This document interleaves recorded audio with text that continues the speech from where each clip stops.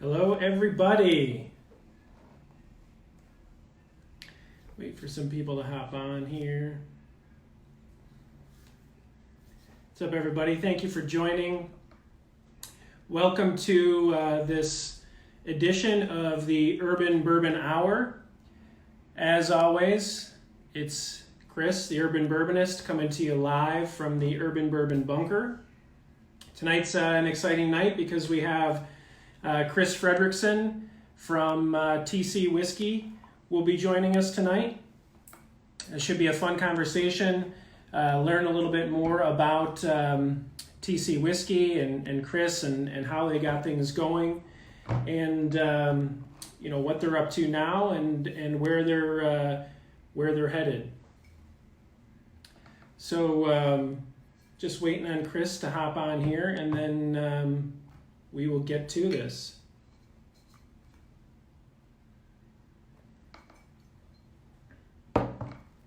So we'll be tasting a little bit of their stuff later tonight. And here's Chris now.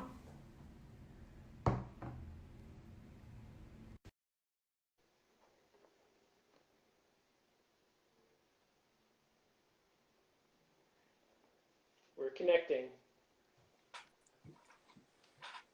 Chris. Howdy. How you doing? Well, how are you guys doing? Doing very well. Thank you for coming on here and joining me. Good. Can you flip your phone? Yeah, there you go. That's perfect. Oh. So how are Careful.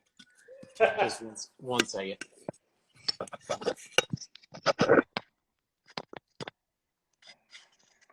Thanks everybody for joining in here. Hey Chris, there you are. Technical difficulties. Got her propped up safe there. You got it. All right.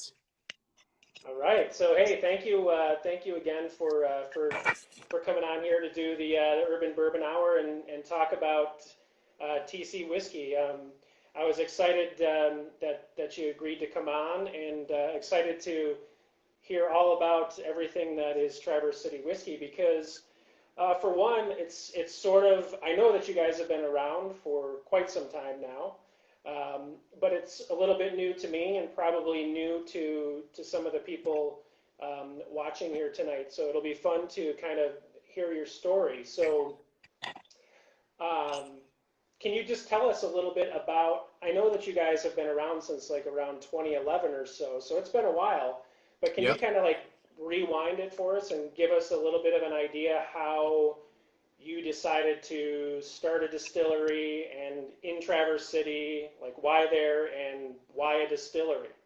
Yeah, absolutely. So first of all, do you have TC in your glass right now? I do actually.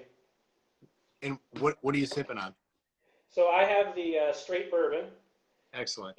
And I also have the cherry whiskey as well, which I would like to taste later as well. Lovely. Yes. So I have the cherry with me right now. So as we chat, I'm gonna pour a small dram and talk through it over a drink. All right. That's awesome.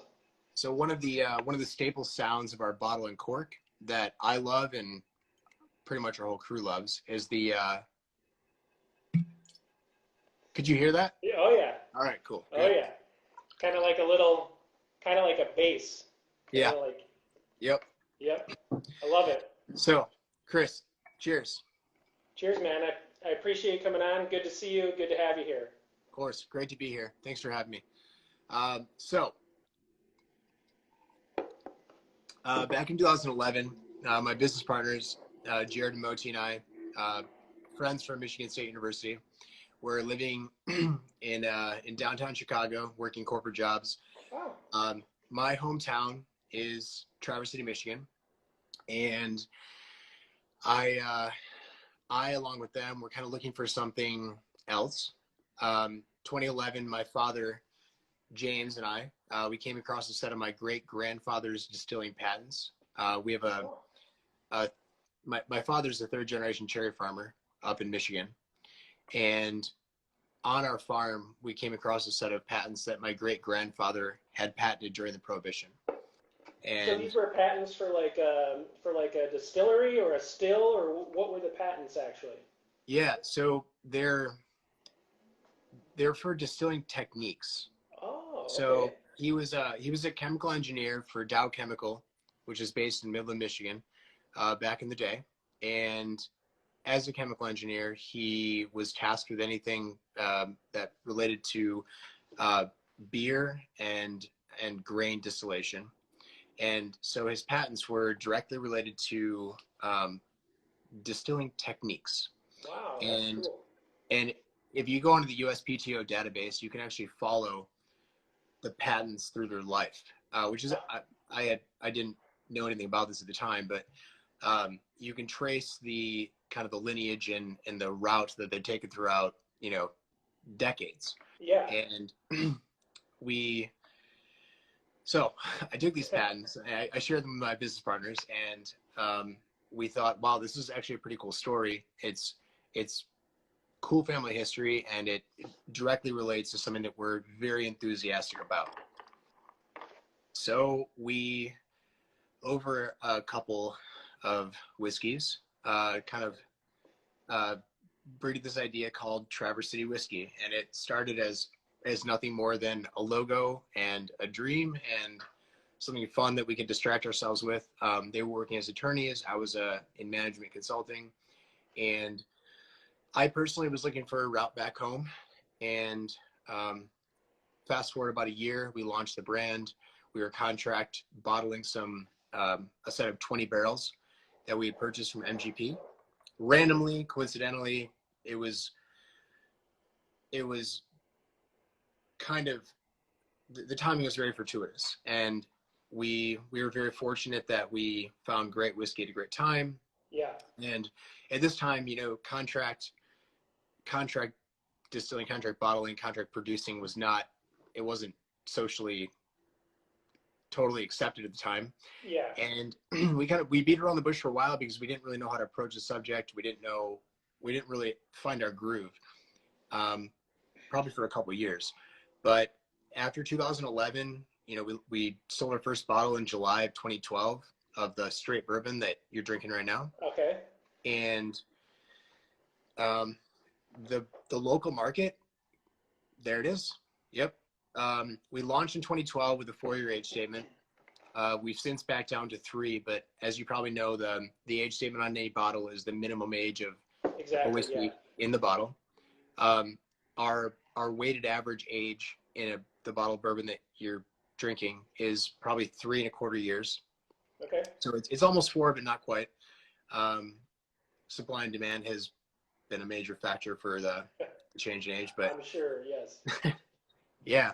And so fast forward a year, we kicked off our second product, which is what I'm drinking, the American Cherry Edition. So as you may or may not know, Traverse City is the cherry capital of the world. Yes. And we wanted to take part of the family heritage and marry it with our company's spine, right? We wanted to marry the backbone of what we were standing for. And this is right at the time that cotton candy vodka was super popular. So it was like all those flavored vodkas, yeah. Yep. And it was an unfortunate time to launch an infused product, but fast forward a couple years past that, the market was ready for it, and now the cherry whiskey has become the best-selling craft spirit in the state of Michigan. Wow. So the timing wasn't great when we kicked off, but it was near and dear to Traverse City, near and dear to the family, and it's kind of become something that we're known for. One of the toughest things, not just in spirits or in distilling, one of the toughest things is to be known for anything, because everybody has a bourbon, everybody has a rye, and being that Traverse City is the cherry capital of the world, yeah, it's something that we could kind of hold close to our chest and own on many levels. So that's kind of that's like the rough backstory of how we got started. it was weird timing, and it was an eager break from corporate life. And within 2 years, we quit our corporate jobs and started our distillery in Traverse City. Wow, that's awesome. We, in 2013, purchased, so a year after we started contract producing, we bought our first still, which is a 400-gallon Cote pot column combo, which is what we distilled all of our rye and a lot of our bourbon on for the last 5 years. And that's kind of where we began. Yeah. So it's a very cool story, you know, 3 friends that are whiskey enthusiasts, but I mean, to come across those patents from your grandfather or great grandfather, I mean, it's just such a cool story to like put those things together, and then you guys decide, well, let's give it a shot. Like, how did you like arrive at MGP? Like, I know there's several ways you can start off your distillery. I mean, you can just say, hey, we're gonna you know, outlay all this money, and we're gonna distill whiskey, and we're gonna sit on it and then sell it, you know, whenever, 2, 3, 4 years down the line, the sourcing, contract distilling, all that. So like, how did you arrive at that decision to do it that way, and like, how did you arrive at MGP as opposed to like one of the distilleries that you could source from in Kentucky? Yep. So MGP, the initial reason that we even got excited about that product was because actually it wasn't just the product, it wasn't the flavor profile, it wasn't the age, it was everything. So when we started the brand, started the company, frankly, a lot of what we were doing was kind of just catering to our own taste, not knowing any better. Yeah. So there was a flavor profile of whiskey or bourbon specifically that we were into, and the MGP flavor profile in 2012, so it was made in 2008, so it was about 4 years old, was what we really gravitated toward. Yeah. And we felt, I mean, you know, you go to any store, and the bottle you pick up, whether it's for a label or the taste that you enjoy, you buy what you think, or, you know, you buy what defines you at the time. Sure. Like I identify with this product, and after sampling contract distilled spirits from several distilleries, it was a no-brainer. Okay. The MGP 21% rye bourbon flavor profile was exceptional. It's still exceptional. Yeah. And it was something that, fast forward a few years, something that when we infused it with fruit from Traverse City, it jived well to us. And then fast forward a few more years past that, it now jives well with a lot of people throughout the state and the Midwest and the country. Yeah, for sure. Regarding the cherry whiskey, would you consider that like the Traverse City flagship product? I would. Okay, yeah, I mean, it seems that way. I mean, and it's something that you guys are proud of, and it ties you into the community. Mm-hmm. So yeah, I think that makes total sense to be like, yeah, the cherry whiskey is Traverse City. Like that, if you want to know about us, that's what we are. I think that's really cool. And what's interesting about the timing didn't feel great at first, but then in 2015, 16, whiskey started to become there was a cool factor associated. Oh, yeah. And then there was a big spike, and there were a lot of people that were trying to get into whiskey that couldn't comfortably grab a barrel proof bourbon and have a sip. Like that just wasn't a thing, right? Yeah, definitely not. Like if you're just coming into the whiskey world, or you're just trying it out, barrel proof is probably not going to be Right. agreeing with most of those people. Probably not, but if so, heavy on the ice, heavy on the Yeah. water. Yeah. And you know, the cherry whiskey we found is it definitely vibes with both the enthusiast and the more novice. It's Sure. approachable. It's still whiskey, but it has a hint of cherry, and because of that, it's allowed. I think we know and believe that it's led a lot of non-whiskey drinkers into the category, which to us I can imagine. Yeah. is a huge win. Because if you don't know whiskey, you don't want to be knocked off your stool with the barrel proof. You don't. No, I mean that's more likely to kind of like turn someone off, and then they're gone because they think Yep. that's what drinking whiskey is, and they're like, forget it, I'm out. But whereas this can kind of ease them into it. I have to drink it now because we've been talking about it, but I have it in the glass here too. Man, it smells so great. My one observation always, and I can't help but talk about it, but the nose on the cherry whiskey, it is a heavy nose. To me, it's actually, if I rely on my nose, which I regularly rely on my nose to kind of tease out whether or not I'm going to like a whiskey, but the nose on the cherry I think is a little bit heavy, but it's something that we can't veer from because it's just part of the process. Yeah.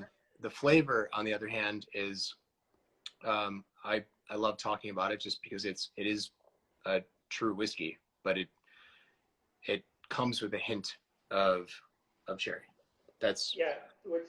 What's so great about it is, like you said, it does have a heavy nose. Like, there's cherries in this. I get it within a few inches of my face and I can smell it. But there is like some like, I feel like the bourbon does come through a little bit for me on the nose. Like I get the vanilla from the bourbon, so the nose is like really great, like a cherry vanilla on the nose, fantastic. But you're right, on the palate, like I'm expecting this to taste like a cherry cough syrup based yeah. on, like the nose is strong.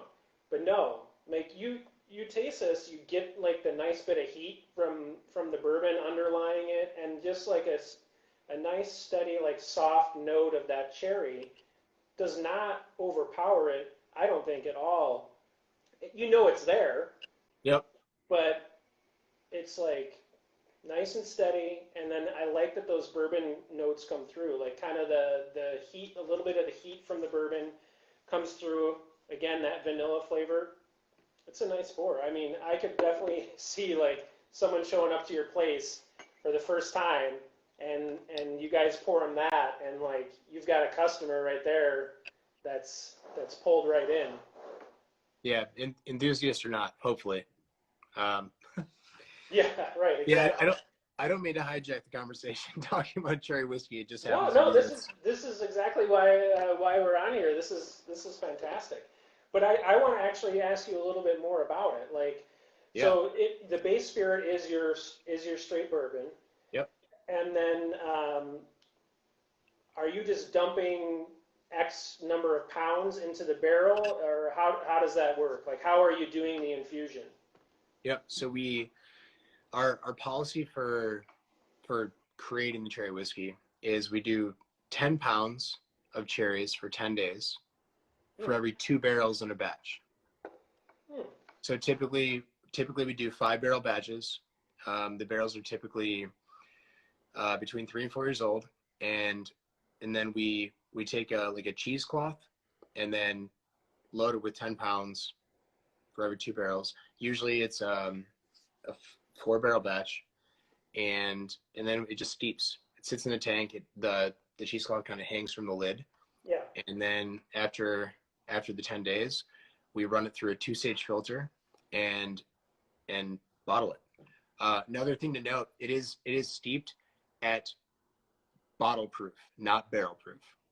Okay. All right. So we add water before we cut it down before the infusion.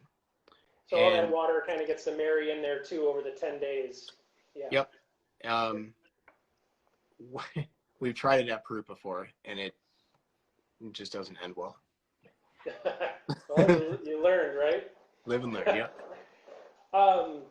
Okay, so you kind of gave us that background on to how you guys started out and the flagship there, the cherry whiskey, and starting off with MGP. And so can you tell us, like, so right now I have, so of this straight bourbon, this is batch, it says batch number 16.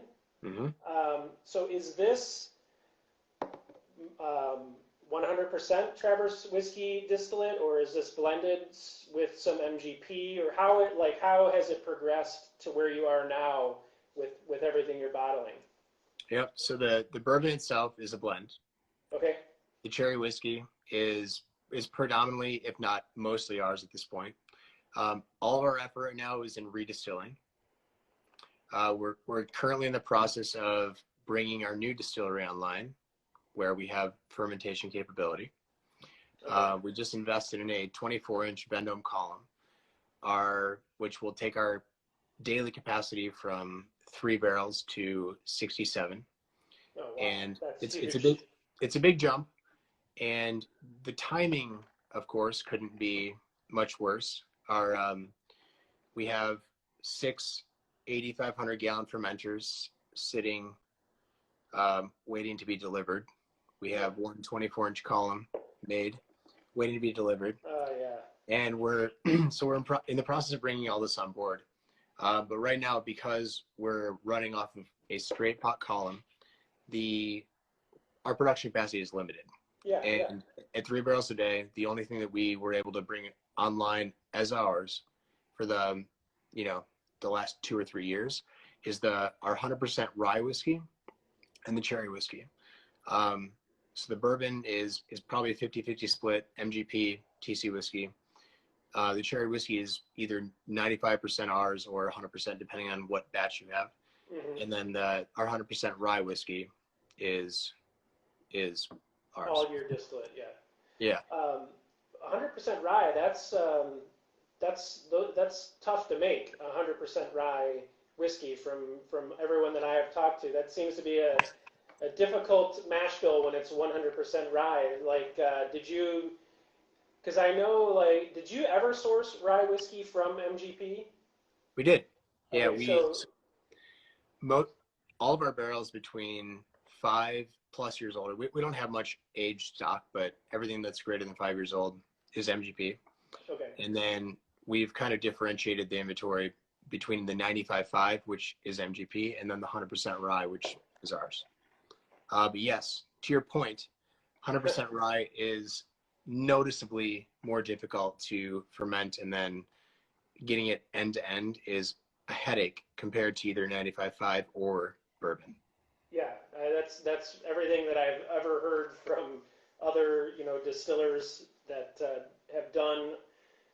A lot of them, I've talked to a lot of people who started with a 100% rye, and they're like, no, we need to maybe dial that back a little bit and add the barley to get that enzymatic reaction going a little bit easier. Yeah. Yeah. It's with 100%, if that's where you start, it turns into a game of babysitting, and that's not where you want to spend your time at the beginning. Yeah, for sure. So tell us a little bit about the current locations that you have, because I know that you have multiple locations within Traverse City, right? And then you have one just outside of Detroit. Yep. Okay. Yep. So we have our still house downtown Traverse City, where we have our cocktail bar. We serve samples, cocktails, we sell bottles, and we distill all the spirits. We have our production facility just outside of town where we house the barrels. We have our rack house, and we bottle.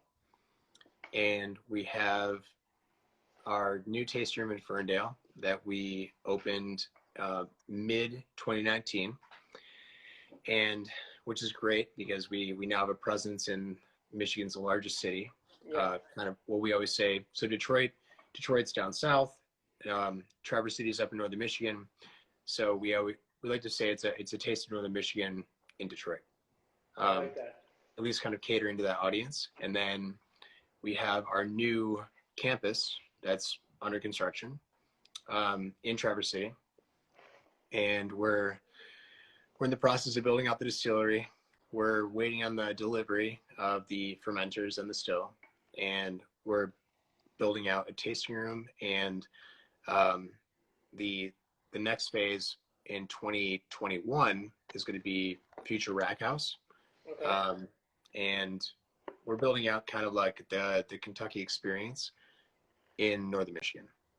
That's very cool. So are the plans for that new location to do like make it kind of like an all-inclusive experience? Like are you eventually going to be able to come and like stay on the grounds and kind of just hang out at Traverse City Whiskey?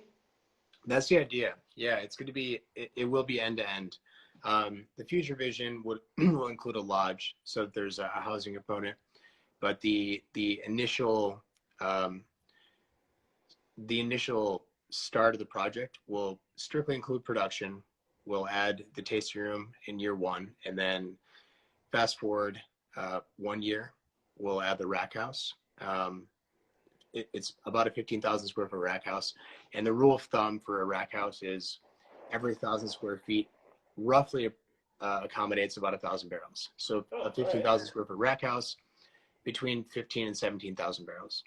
And what in your current rack house, what's the capacity in that you have? So you'll have 2 that you'll be able to have inventory Right. in. Yeah. So our current facility where we produce is actually going to turn into one giant rack house. Currently we house 1,200 barrels on site, but as we move to the new facility, the old production facility will house it to about 10,000 barrels, and then plus the new facility and the rack house. Oh, wow. So you'll have a lot of capacity there. Well, yes and no. Since we started, we keep investing in new properties, and every time we grow into a new property, we're like, wow, what do we do with all this space? And then fast forward 1 year, and and you got it filled. Yeah. Well, that's pretty cool that you've had that growth throughout the years to be able to continue to expand like that. And I really love the idea of that kind of full experience that you have planned for the future at that newest location that's coming up, because I really do think that, especially like where you're at in Traverse City, it's pretty much, you have to have pretty good tourism there year round. Yes, I'm sure the summer is huge, but you probably have pretty good tourism in the winter too, with like snowmobiling and stuff, don't you? We do, and it's not just snowmobiling. I would say it's outdoor sports in general. Mm-hmm. But Traverse City has kind of become like a booze mecca of the Midwest, and Traverse City really got on the map. This goes back probably 4 decades with wineries, mm-hmm. and we're on the same latitude as like Napa and parts of France. And so it's prime grape or cherry growing area. But that was kind of like the incubator for the booze scene in Traverse City.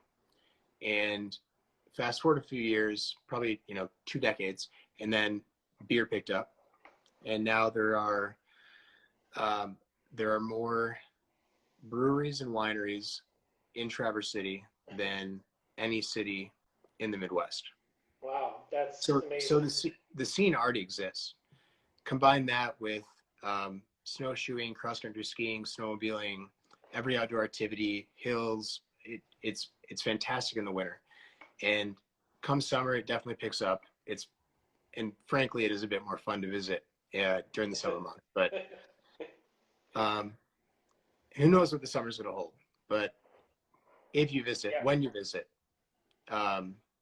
spring and fall are actually probably best. All right. Midsummer is when we get dense tourism, and it gets a little clogged up. But there's a lot to do year round. But yeah, come summertime, please, the door is open. All right, awesome. Right. Well, hopefully we get past all this current situation and we'll have our summer back. But speaking of what's going on now in the world, has this in any way affected any of those plans that you have for the future? Other than I know like you're waiting on the deliveries and that like to actually get things underway, but has it altered any of your thinking at all? I don't know if we're too early in this to really have that huge of an effect thinking that Yeah. far ahead, but has it? It hasn't impacted the thinking. It has impacted the timeline. Yeah, sure, yes. Yeah, we're now not allowed to have folks on site, which is a terrible setback. We're probably, hopefully, realistically, we're 6 to 9 months behind schedule with construction, but yeah, there's, in terms of the overall vision for our facility and the campus, it hasn't changed at all. I mean, Okay. we're leveraging the experience of a decade into the plan, not kind of this spontaneous, bootstrap version of a campus. I mean, we as partners, we visited together probably, 50, 60, 70 different distillers on the world to build the best version of what we need possible. That's very And cool. so it's for us, it's to help put Traverse City on the map in a bigger way and promote that everything that, should drive you to Northern Michigan.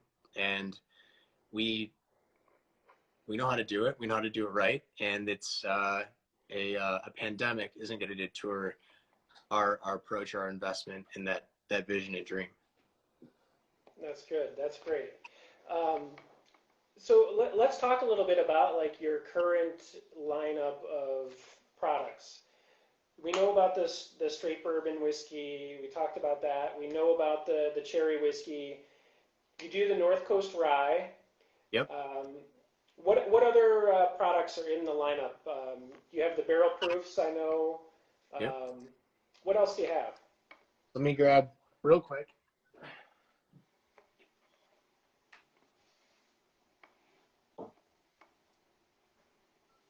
Thanks for joining, everybody. So the barrel proofs. This Okay. is the barrel proof bourbon.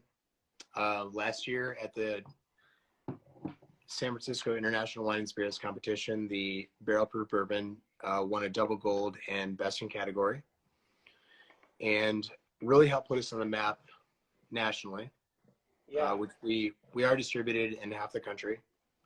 So any state that we're in, if any of the audience is located in any of the states we distribute in, which can be found on our website, any of the products that we talk about tonight will be available. And it's 30 states, right? 29. Yep. 29 states. And Yep. for people that are joining, we're talking here with Chris Fredrickson, who is co-founder of Traverse City Whiskey. And we're just learning all about the company tonight, some history, what's ahead in the future, and kind of we're going through their product lineup now. So again, Chris, thanks for joining tonight. I didn't mean to interrupt you there, but there was a few people asking who was on. So yeah. So the barrel proof expressions, and you're starting to do some finishes. We are. How do you know that? Well, Who have you been talking to? I think I saw a port barrel finish on the shelf a while ago here in Chicago. Yes. So it's interesting you bring that up. So we've been toying with a pet project for a while. We are in the process of launching what we're calling our finishing series. Okay. So we're relaunching the port finished bourbon, and we're launching the port under the finishing series, which is going to be the port rested in, the bourbon rested in port wine barrels, the 100% rye whiskey rested in Cab Franc barrels from Northern Michigan, Very cool. and our high rye rested in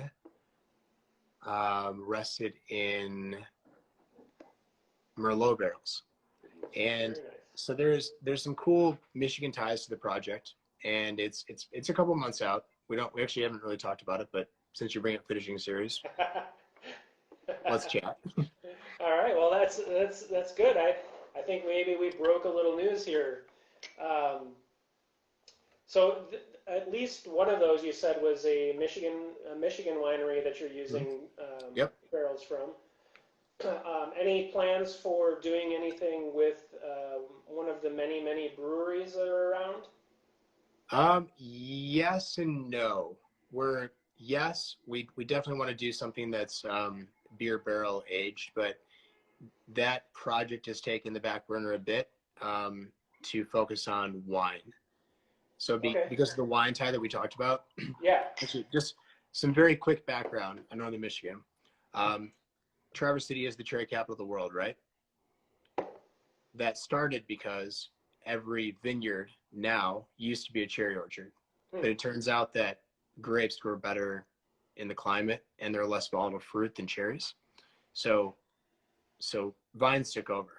And even though cherries were and still are the chief export, and wine did put Traverse City on the map. Yeah. Ironically. The big winery, yes. So because of that, we are toying the most with wine finishes and not beer finishes. Makes sense. That's very cool. Yeah. Those have got to be pretty cool collaborations to do with another business that's kind of in the same realm as well. That's got to be pretty fun to collaborate with them. Yeah, and what's really special about that collaboration is there are a lot of enthusiasts on the wine side that are very, you could say, very French with their approach to winemaking, and purists, and but people that believe in the art and the craft and the hyper specificity of the grape and every part of the barrel creation and the bottle creation on the wine side, and then to marry that with whiskey that we hold passion with and about. It is pretty cool. It's pretty special. It's very special when two companies come together like that are so into what they're doing. I mean, it's perfect, and to be from the same state makes it even better. Let's talk a little bit about the aging process there in Traverse City. I know I've heard you talk about it a little bit before. It's a unique climate. You guys have kind of embraced the idea of being the whiskey of the North. Is kind of like a tagline of yours or a moniker of yours. Yep. Tell us a little bit about the climate there and why you think that's special in regard to what it's doing to what you guys are producing. Yeah. So most of our inventory, with the exception of the brand new inventory, has been on site for 5, 6, 7 years. The older bourbon, right? The older rye. And the one thing that everybody preaches is that temperatures, low temperatures and high temperatures, that swing creates the expansion and contraction of the barrel. Mm-hmm. I mean, everybody talks about it. Yeah. Kentucky prides themselves on it. But yes. what Kentucky really doesn't have is a big swing, a regular swing. And the one thing that we've been tracking for years is the development of the whiskey as it relates to our climate. And Northern Michigan has significantly bigger swings than Tennessee and Kentucky. Not saying better, but saying definitely different. Unique. Yeah, yep. Different. Yeah. Yep. And so yes, our trademark moniker is the whiskey of the North. And what that means to us is that our whiskey has gone through a more aggressive aging process. We've been through hotter hots, warmer warms, and colder colds. I mean, on any given, like today, when we open, every day we actually have a firewall between the rack house and the rest of the building, 8-inch concrete block, and then a fire door. And when you open the door every morning, you can kind of, first of all, you feel it. It's cold, especially in the spring and winter and late fall. But also you can like smell the vapors. You can feel the vapors, and it's definitely it's an obvious reaction to the climate. Having that exposure to the hot and cold, hot and cold. Every day we open the door, you get the heat from the building, and then we back off at night, and then the wall in the winter, the wall of the rack house forms a layer of ice across the wall. Yeah, even when the door's open. So there's just that regular exposure to northern Michigan, and typically in the winter it'll get as cold as 0 degrees Fahrenheit, and it's great. What's also very interesting with that is that the barrels, and we've talked a lot about this with different groups that have come through, friends that come through the shop. We've developed different beliefs about different ages of barrels, and a lot of what that comes from is visiting the barrels and like thieving whiskey at different parts of the barrel's life cycle. And when we moved into the building 6 years ago, 6 months in, we tried some of the whiskey that was older, and we were like, what did we do? Because it was at such a weird point. Yeah. And it got so weird, and then so good, and then so funky, and then so good, that we realized that so many barrels that we're housing, and it's me and our team that we try thousands of barrels a year. Yeah. Before we dump the barrels to batch and blend, and we follow the life cycle. And what we realized is that there truly is like a good time to dump a barrel. It doesn't just get better with time. It gets better based on the age and the time of the year that it's aging. And so when we talk about the whiskey of the North, that's what it's about. We've watched old inventory, 7, 8, 10, 11-year-old inventory, go through funky cycles where younger juice tastes better. Same mash bill, a lot of it's MGP, most of it's MGP that's like 7, 8, 10, 11 years old. Yeah. But tracking it through its life, there are certainly great moments that you can grab and bottle. And that's what the Whiskey of the North is about. That's very cool.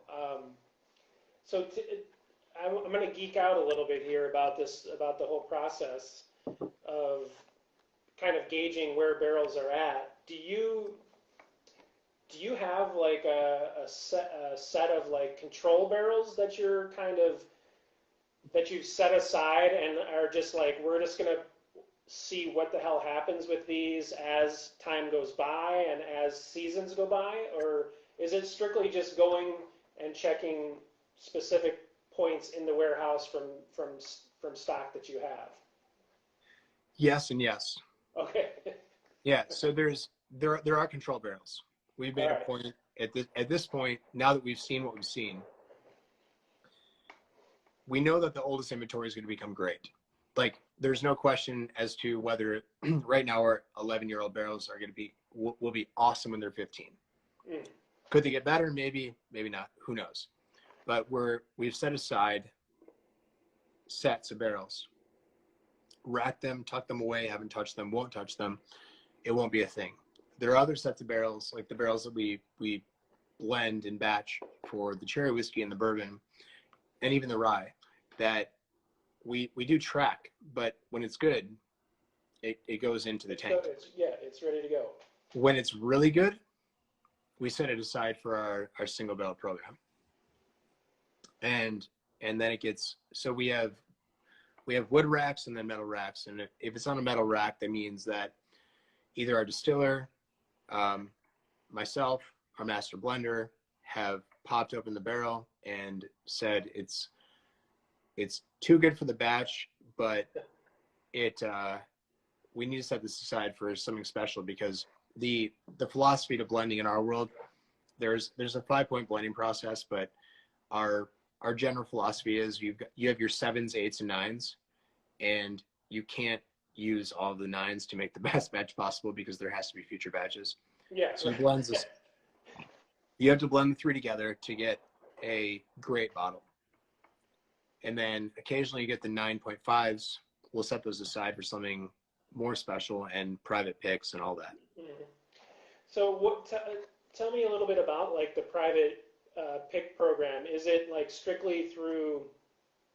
Is it strictly like store picks, or are you opening? Do you have it opened up to like bourbon groups and stuff like that too? Like how does that all work? A bit of both. After the barrel proof bourbon won double gold last year, we had a lot of inquiries. I'm sure, yeah. Managing that's been tough. We don't have a big team. It's me and my business partners, and then we have a production crew of 12 at this point. And with that crew and some some mature palates, some younger palates, it's tough to manage the priorities. But we've always opened our war chest to a lot of stores that have supported us. Yeah. And then to specific bourbon groups, depending on the time, the scenario, our availability, and then the market, right? Sure. We've already canceled 5 picks in the last month because of coronavirus. Yeah, right. Which is unfortunate, but it's like there's so many environmental factors that go into making something like this happen. Yeah, for sure. Yeah. And you guys are doing all 53-gallon barrels, all that with what you're distilling? 100%. We don't. The only variation outside of 53-gallon is our wine barrels that are bigger. So like when you age it in the wine barrels, obviously a little bit bigger cask. Yep. Again, I'm going to geek out a little bit. The barrels, do you guys tied to like we only do a char number X, we only use barrels from X cooperage, or how is it there at TC Whiskey? Yeah, we're not tied to a cooper. We're tied to coopers. So, we're young in the game. We're a decade old. We're not 100 years old. So we don't have existing relationships that provide a layer of credibility and confidence that everything is going to be okay, because that's not a thing. We have segmented a lot of our barreling process to 3 main coopers. Okay. Canton ISC and Kelvin, and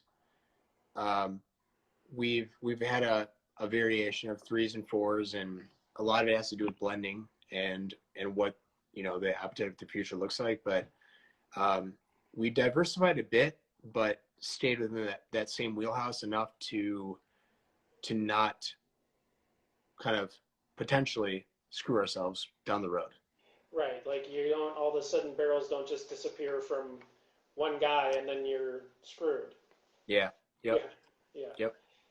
That's interesting. I always like to ask that because I know that some companies go with maybe a smaller barrel, or they have a specific our stuff tastes better in char number 3, and that's what they do. So no, it's just interesting to learn those things.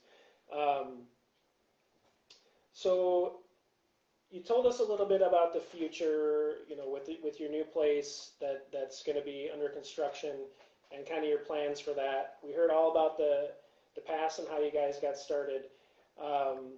So it's been really interesting conversation. Is there anything else like you want to add, Chris, and tell us about Traverse City Whiskey that we didn't cover here tonight? Well, we like every other distillery we pivoted our entire business to making hand sanitizer. Oh, actually, geez, I wanted to talk to you about this. I have it sitting right here in front of me. So I'm glad you brought it up, because I just received this today. I purchased some like a couple weeks back, because you cannot find it here in Chicago. It's gone. It's nowhere to be found.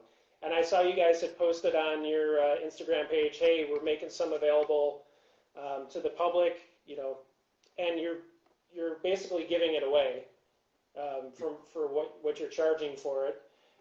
So yeah, kudos to you for doing this. I mean, for the public, and I know you guys are providing to first responders and stuff like that. So is that like all that you guys are doing right now? Yes. One of one of the proudest moments I've had with our company to date was today. And that was walking around our production facility. And over the course of 2 weeks, um, it wasn't just my business partners and myself, it was our entire team. We transitioned our entire shop from a full out whiskey production facility to a hand sanitizer production facility. Yeah. And today we got organized, and it was a pretty special moment for everybody because we found the flow, we found the vibe, the we found the means to provide in a much bigger way. And today we produced 1,500 gallons of hand sanitizer. Wow. That's which crazy. was 3 times what we did a week ago. And it was all based on process and materials and all that. But we're definitely we're really focused on providing to as many people as possible. And we focus on bulk because we know that if we can get 1 gallon in the hand of one person, that person can distribute it to more people as opposed to the individual units. Mm-hmm. And it's our crew really rallied together, and it was our tailgate at the end of the day today was everybody on our team realizes that they're doing something for a bigger purpose, and that we're blessed to be able to employ our to work together when every other business in Northern Michigan is shut down. Yeah. We realize that like we have jobs, we're good, we're happy, we're healthy, and we're sticking together to stay that way. So Yeah, it's cool. that's totally amazing, and thank you to you and your team for kind of making that pivot. That's incredible, and to be able to do something like that, and also it's like you said, it's you're able to keep people employed, and it's good every way that you look at it, from your perspective, and also from doing something good, and then the people receiving it. It's really amazing. And and while we're on this topic, like I know that you guys are very charitable as well. I've seen most recently a TC whiskey, fuck cancer, single barrel that raised just a ton of money for charity. So can you tell us a little bit about that particular? I think that's the most recent kind of charitable barrel that you guys had. I know there's a pretty interesting story about what that product actually is in the bottle. Yeah, the fuck cancer charity was interesting to say the least. And actually, the pick relates back to something we were talking about in the last 10 minutes, and that is the life cycle of barrels. So I got to know several of the folks from the charity, friends of friends, and I brought down, so 100% of the picks are at the distillery, are in the rackhouse. We open barrels with people that come visit. And we've been trying to get involved in more charitable efforts as a company. And I was invited down to Nashville to do a pick, which is weird because we're based in Northern Michigan. And I made sure that the barrels that we selected to do samples of were across the board. So the sample kits that I came with range from whiskey that we distilled in 2015 to MGP 2012, MGP 2008, and I had one sample of MGP 2005 bourbon, something that we really we don't toy with. We don't have much, if any, of it. And Yeah. I brought the spread, and we did a blind tasting, and the final selection was a very thin balance between the sample of the 2005, the 2012, and actually there was a 2014 in there as well.